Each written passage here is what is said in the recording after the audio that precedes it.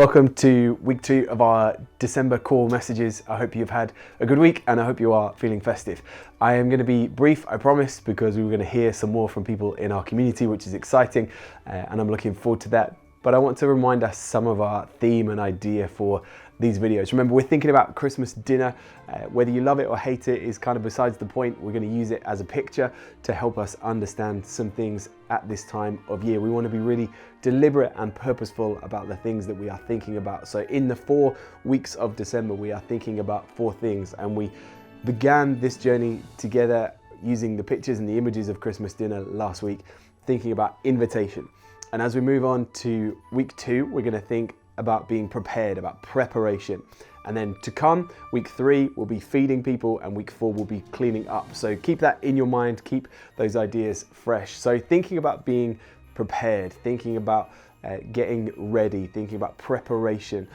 You know who's coming, you know what is expected. We spoke last week about meals matter. Things gathering together are important. They are a foretaste of what is to come, of Jesus sharing forever with us and us reclining metaphorically at his table and being present with him, receiving from him, being in close proximity with him. So we know that the feast is coming. We know that that is on its way. And so we want to be prepared. I want to encourage you this week to read Matthew chapter 25, verses 1 through to verses 13. And this is a story and a parable that Jesus uses to communicate his kingdom and what is important to him. And I think we can learn something from it in terms of being prepared.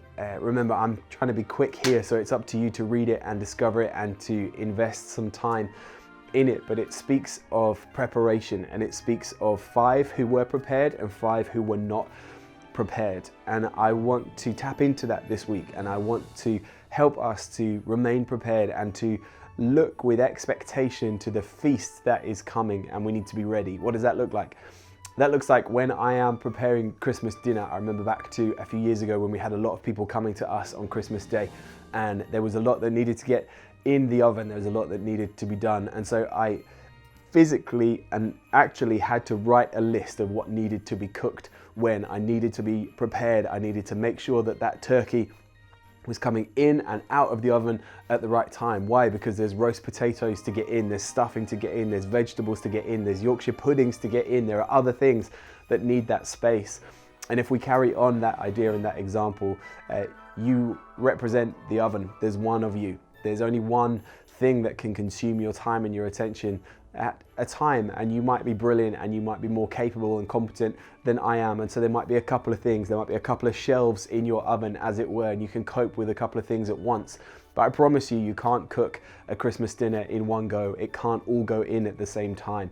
And if you get your timings wrong, if your preparation is not correct, if you are not lined up, if you're not working through that process properly, then the turkey is going to be over or undercooked, that things aren't going to be prepared in a way that is going to allow you to feed people properly. So I want to look, as we use these pictures and these images, these ideas of Christmas dinner with just over 2 weeks to go, are you prepared? Are you ready? Are you ready for the feast? And use that picture to speak to you about all time. Are you ready for the feast? Are you ready to be with Jesus forever? Are you looking in a way that is preparing you to enjoy and to spend time with your Creator, with your King forever? If not, don't panic. There are some things that you can do. We need to spend time with each other. We need to get ourselves organized. We need to think about what needs to be done. You need to organize the order of your days. And that's not becoming obsessed with administration. If actually writing this stuff down helps you, that's great. But get some things in your day that are going to point to the order of events that you need to do things in. Don't let things sneak up on you. Don't get to Christmas Eve, metaphorically, and panic. Don't get to Christmas Day and then wonder why you can't get everything in the oven. That means in the same way in life, don't get to big things. Don't get to events and to occasions. Don't get to the eve of the feast. Don't leave it too late to start putting things in the oven. Get your days in order. Organize your things. Work out the priority of events. If we say that Jesus is Lord of all things, if we say that Jesus is God and is worthy to be praised and to be followed, are we desperate to see his face and to hear his voice? Or are we investing in things that could be done in other ways and in other times? Are we doing the prep that we need to get ready for the feast? I hope that helps you. Speak to somebody this week about that. Connect with somebody. Read Matthew chapter 25. And now let's be encouraged as we hear from some others in our community.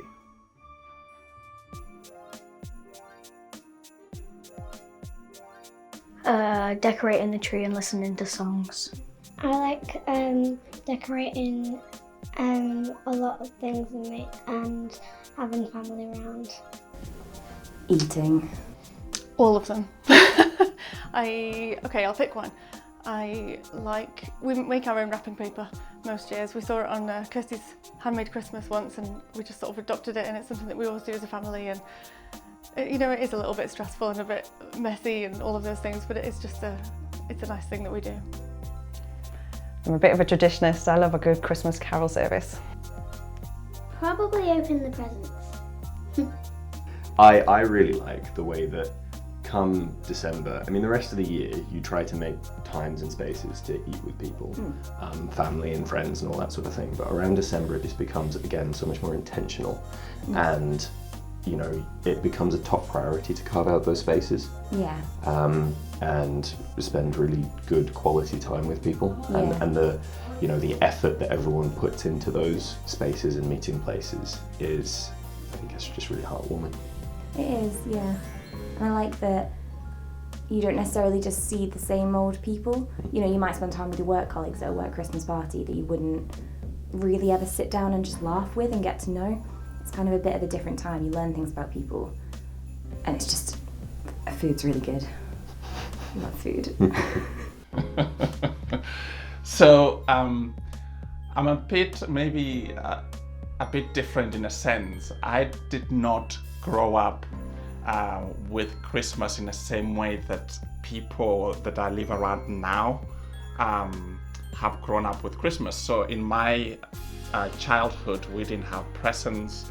We definitely didn't have Christmas dinners in the same way that we see them today. So I've never really been one who has had a focus on one thing or another. I think it's very much maybe focusing on things that bring family together. And now and then, of course, my wife will remind me to buy her present. So I go around panicking like I'm doing right now, trying to find the right present for her. And we've been away for the last few years, so we missed out on Christmas here. But this year, we're looking forward to actually putting up a Christmas tree, which children are excited about. So that's one thing that for as long as we're here, I think we get excited about participating in together as a family unit. So that's maybe one of those things that, we'll repeat every year and look forward to doing every year. Carol singing, classic. And also, Mum used to have those oranges and she'd stick little cloves in oranges. I used to like doing that. What for? At the end, where do you put the oranges out?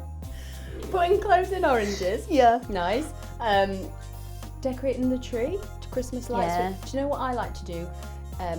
Christmas Costa in a Christmas Costa cup. No, but I actually do. I do like to get a Christmas Costa when they release or Starbucks when they release the cups. Opening the presents, yes.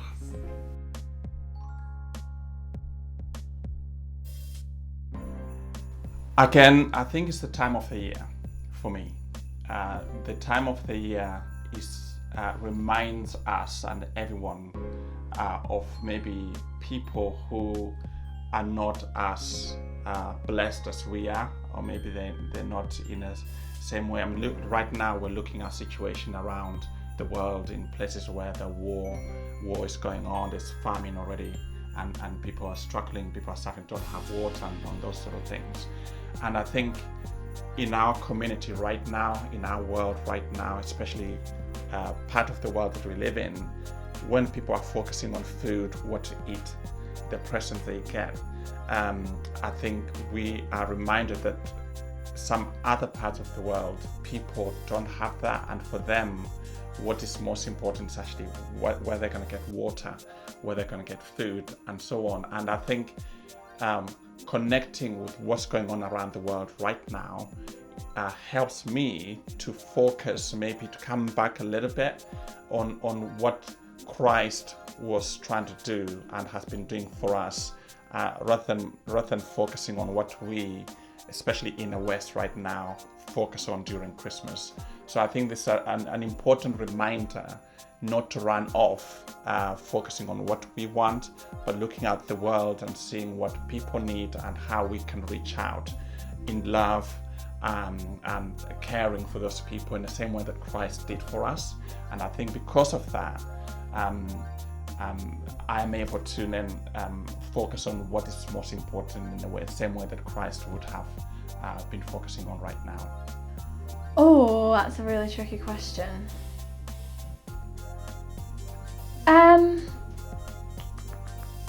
The continued discipline, I think. So not letting the Christmas busyness ruin our daily routine of meeting with God. So just make sure that you still have time, or I still have time, to continue reading and listening and praying and meeting, and to prioritize those things over anything else. This is always a struggle for me, I find, every year. It's just so busy. Buying presents, going to all the school fairs, the nativity plays the kids all have to do, getting costumes for them, and you want to have Christmas dinners with all of your different groups of friends, and it's just so hectic, and it is hard to make that time. And I suppose the things that we have on church-wise, the different gatherings that we have, and opportunities like quiz and things like that, that's always a moment to stop and look around a little bit and see who you can fold into that, into the busyness rather than fighting the busyness. I think keeping up a rhythm of devotional life in the business of it all, that you stick to what you're already doing and keep that consistent, then you're already connected to Jesus, and when those opportunities arise, you're ready to respond. People's charitable heart really comes out around Christmas as well, doesn't it? And that's something that, again, hopefully we are showing perhaps more consistently through the year, but people really get on board with it around Christmas, and that can be a good opportunity to engage with people around something that's important to them. The number of times around Christmas that somebody has said, oh yeah, I always make this significant donation of time or money or effort or whatever it is to this cause that's really important to me. And you just think, I've known you the previous 11 months and I've never heard about that, but it suddenly, now it's a thing. And it's not that it wasn't important to them before, they just feel more comfortable talking about it, and that can be a really nice opportunity to talk to people about things that matter, that go a little bit beneath the surface. Kingdom opportunities, just for me, telling people about Jesus and showing them love and kindness and meeting their needs physically as well as spiritually. So there are a lot of opportunities at Christmas time to donate things, or to invite people to things, or to offer to pray for them or tell them about Jesus, more so probably than a different time of year. So for me personally, I like to try and be aware of maybe what we're doing as a church community to get involved in, like hampers and stuff, as well as further afield, and try and donate things or do what I can, as well as making sure you carve out time in the busyness and still get that time, because you need to be doing that out of a good place, that you've spent time with God, and not just because you feel like you have to. It needs to be for God's reason, not just for you as well. Do you know what I mean? Finding the opportunities to speak with people and using the festive period as a really good time to serve people, I think is just, that's just kingdom spirit, isn't it? Serving and being with people, and I think Christmas just really opens that door.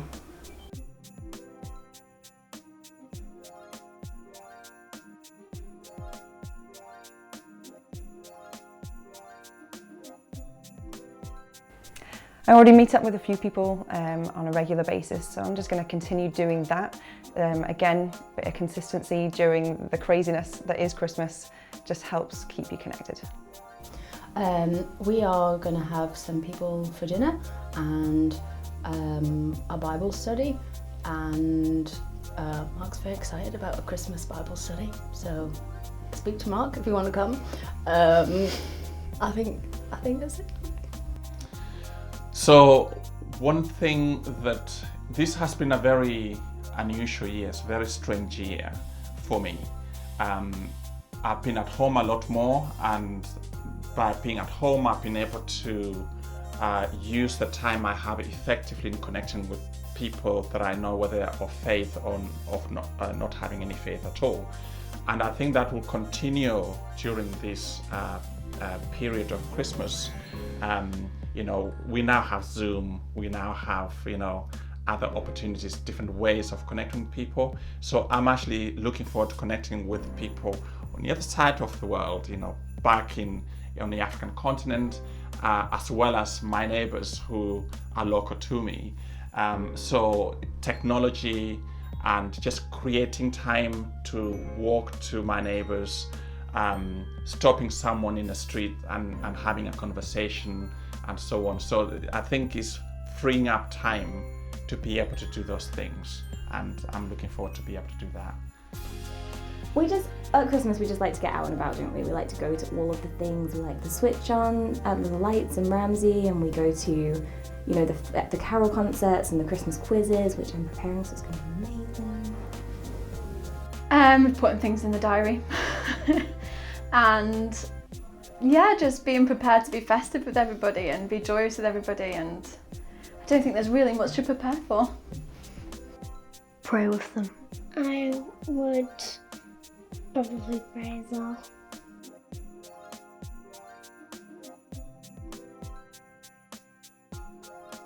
It's sort of been a long-term thing God's talking to me about, which is working out how we can connect with people who haven't necessarily lost their faith, but they have lost faith in church, which is something that I can understand. I've been there in the past, we've been there in the past, and we've had difficult times with church and community, and not necessarily recognising their value, or recognising their value but not feeling like we can get it anywhere, and particularly with the different approach that this community is taking, finding ways to connect with people who are in that kind of a space. They love God, they just maybe have an issue with Christians, and I can totally get that. And Heretics Anonymous is part of that. So if you haven't read about that yet, please do. The kids have been really good at prompting us to pray with them every night, and so it has been something that I've been thinking a lot more about lately, about discipling them, and taking that time to develop their relationship with God, and reading the Bible with them, and it's just how important that is, really.